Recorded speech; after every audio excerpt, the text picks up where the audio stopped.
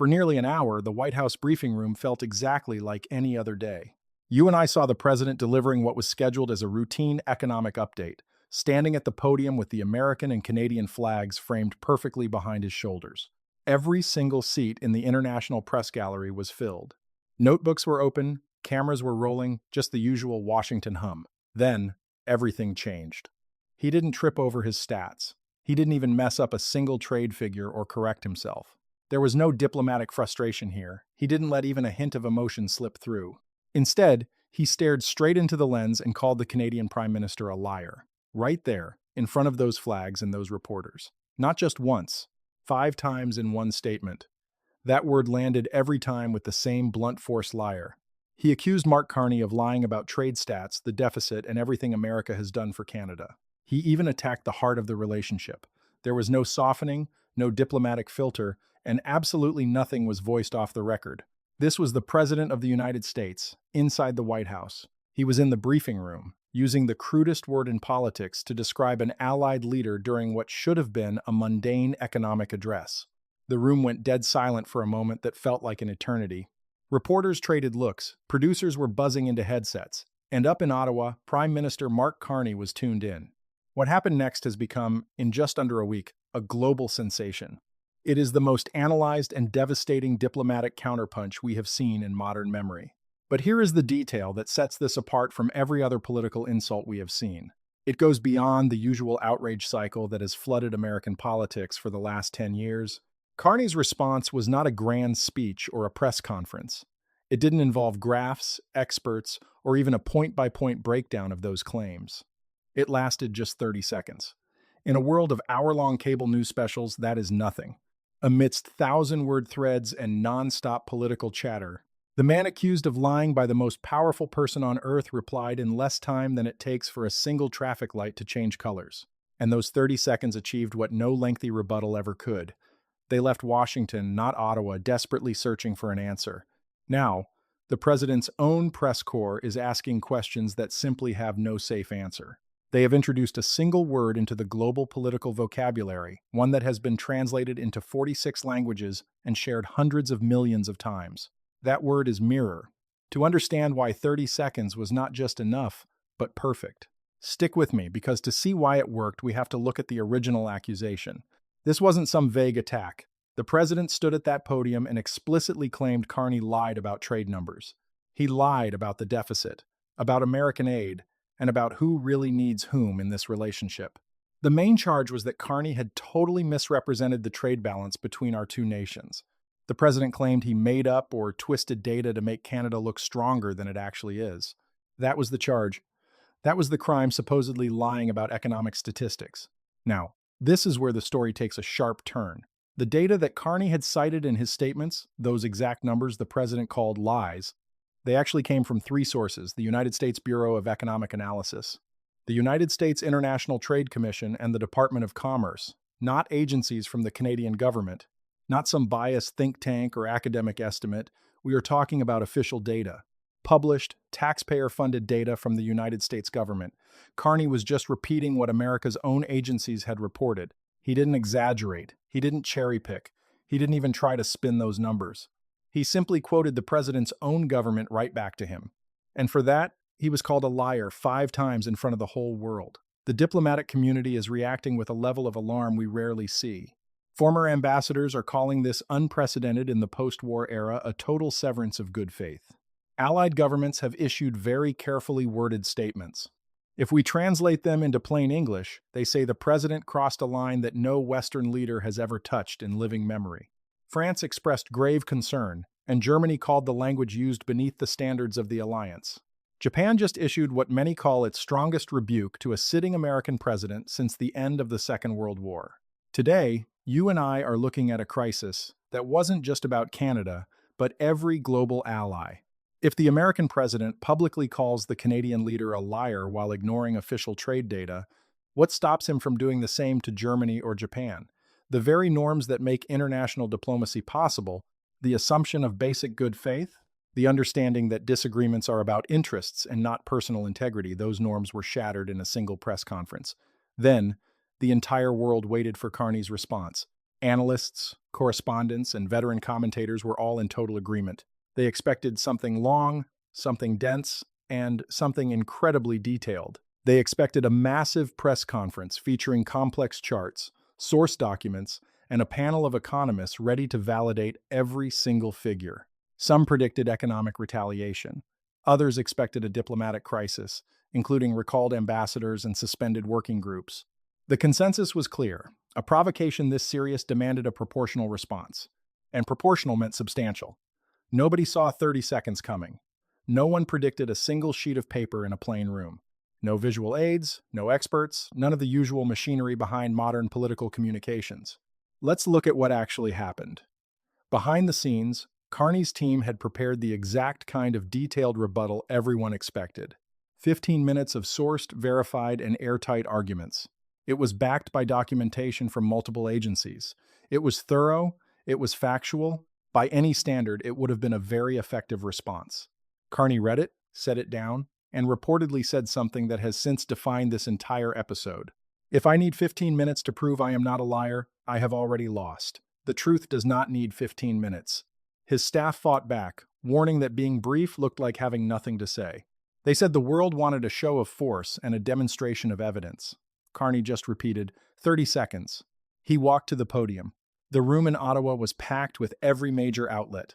International reporters filled every seat. Every major newsroom on the planet was watching this feed live. Carney stepped up alone, carrying nothing but a single sheet of paper. No flags were moved, no dramatic lighting was used, just a man, his paper, and a camera. He started by doing exactly what every PR professional advises against. He repeated the insult. The President of the United States called me a liar today. Then, total silence. He stared right at the camera. He didn't blink or shuffle his notes. He let those words hang in the air, reclaiming control from the President. Then he noted that the President called his statements on trade lies, specifically claiming figures on goods, services, and energy were fabricated. He held up that single page. This is the relevant data from the Bureau of Economic Analysis, the International Trade Commission, and the Department of Commerce, all published within the last 90 days. It confirms everything I said on every metric. Then, he lowered the paper.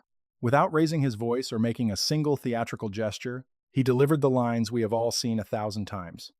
Either the President did not read his own data, a 1-second pause, or he did read it and called me a liar anyway, a 2-second pause. He let the binary choice land. There was no third option. Our brains were left with only 2 doors to choose from, and both led to the same conclusion: ignorance or dishonesty. Then Carney looked directly into the lens carrying his image to every screen on Earth and said 5 words. The word he is looking for is mirror. He closed his folder, nodded, and walked away. 30 seconds was up. The silence lasted 4 seconds before the room exploded into absolute chaos with journalists reaching for their phones. Producers yelled into their headsets. We were witnessing a story breaking in real time. Within 15 minutes, the clip was on every network. Nothing needed explaining. The response was its own context. Within an hour, Mirror was trending globally. 3 hours later, it was in 46 languages and shared across every social media platform on Earth. One single word had entered the world's political vocabulary faster than any diplomatic statement in history. Think about this. 30 seconds just demolished a 15-minute rebuttal. Why did it work? The secret is in the structure. By repeating the accusation in his own voice, Carney hijacked the narrative. He didn't run from the word liar. He owned it on his terms. That single sheet of paper sent a signal. No binders needed, no thick reports, just the cold, hard facts. 1 page from the President's own people. That binary trap forced the audience into 2 conclusions, and both were devastating. Then, the Mirror line landed the killing blow. No counter-insults, just a redirection. This is about you, not me. Look in the mirror. Even Warren Buffett noticed. The billionaire legend, known for his long-term financial wisdom, watched the footage and offered an analysis now taught in business schools and political science departments worldwide. Buffett claimed those 30 seconds perfectly demonstrated a rule he has lived by for 70 years. Here is the core principle. The person who uses the fewest words in any boardroom or high-stakes talk usually holds the most power. Talking is what people do when they are unsure. Knowing is brief. A confident leader doesn't need 15 minutes. They only need 30 seconds to strike. Sometimes, Even 30 seconds is too much. Carney only needed one word: mirror. Compare that to Trump's rambling, repetitive attacks. The length of each response told you everything about the actual strength of their positions. The White House's frantic reaction over the next few days proved the trap worked. 2 hours later, the press secretary faced the very question Carney's logic had made impossible to ignore. The data came straight from the Bureau of Economic Analysis and the Department of Commerce. Does the president disagree with his own experts? There was no safe answer. Saying yes meant admitting the president was openly fighting his own administration's data agencies. Saying no meant admitting the data was right and that the president had called a foreign leader a liar over verified facts. The press secretary was completely trapped. The resulting video, showing a senior official visibly struggling with a simple yes or no question, went as viral as the original clip. One veteran correspondent admitted on the air that across 4 administrations, he'd never seen a foreign leader neutralize a presidential attack so quickly and completely. Even the president's own strategists saw the disaster. One insider told major outlets that they were completely out-messaged by their own government's data. There's no countermove. Long responses look desperate and defensive. A short one just highlights the clip. Ignoring it is an admission of defeat. In less time than a commercial, Carney created a perfect checkmate. Even senators from both parties were suddenly very quiet in public. Analysts saw this silence as a desperate attempt to move on. They didn't want to highlight a clip that made the president look like a clumsy amateur outperformed by a master surgeon. But the most shocking evidence of this tactical win came from the polling data. Within 5 days, 63% of Americans had seen it. Nearly half of all Republicans called Carney's response effective or even very effective. Over half said the president's own data destroyed his own argument. When asked who was more credible, a majority of respondents chose the foreign leader over their own president. Among independents, that rose to 61%. For young voters, it was 68%. A generation used to filtering noise from substance had already made its final judgment. Carney stood on facts while Trump just got loud. Now, you and I are seeing this exchange used as a global template. Allied nations immediately reached out to Ottawa for a briefing. They didn't care about trade laws, they wanted the strategy. How do you win in 30 seconds? How do you find the one document that ends the debate? How do you build a trap? How do you pick one word to end the fight? This was no longer just a political moment. It was a masterclass in how to dismantle a superpower with a single page.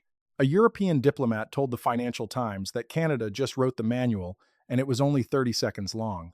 A professor of political communication at the London School of Economics announced this clip will be added to her curriculum as a definitive case study in minimum words, maximum impact public communication, the first diplomatic exchange added to the syllabus in its 30-year history.